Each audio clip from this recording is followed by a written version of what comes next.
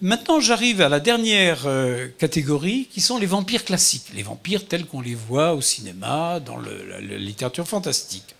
Alors, dans la science-fiction, on trouve des vampires qui ne sont ni des extraterrestres, ni des mutants, et qui sont parfois même des vampires tout à fait traditionnels. Dracula, en personne, a été utilisé par les auteurs de science-fiction, au début à des fins humoristiques, dans des nouvelles américaines, où le pauvre comte propulsé sur une lointaine planète ou dans un futur lointain connaît toutes sortes de mésaventures cuisantes. Par exemple, il arrive dans une planète qui n'est habitée que par des navets intelligents. Or, le sang de navet, comme vous le savez, n'est pas très riche en hémoglobine.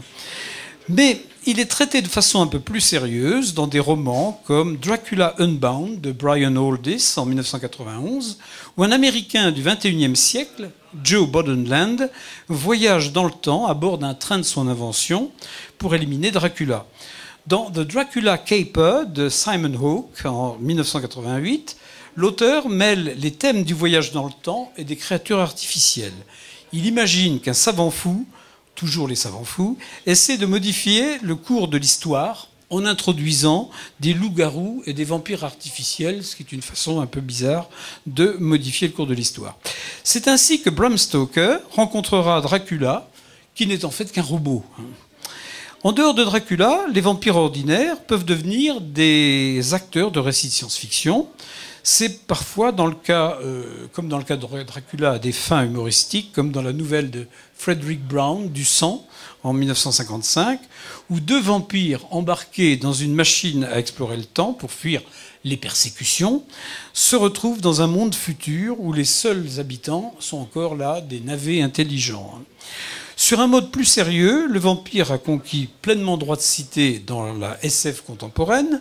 Dans Nightshade de Jack Butler, en 1989, qui se situe sur la planète Mars à la fin du XXIe siècle, le vampire Shade tente de sauver la civilisation menacée, c'est un bon vampire, menacée par des êtres dont le cerveau a été remplacé par des nano-ordinateurs, sujet qui est tout à fait d'actualité ici à Grenoble. Ariel Doremi, le narrateur de La Cité d'en haut, d'André-François Ruot, paru en 2006, qui enquête sur des assassinats dans l'étrange ville en gradin de la planète Spica, est un vampire.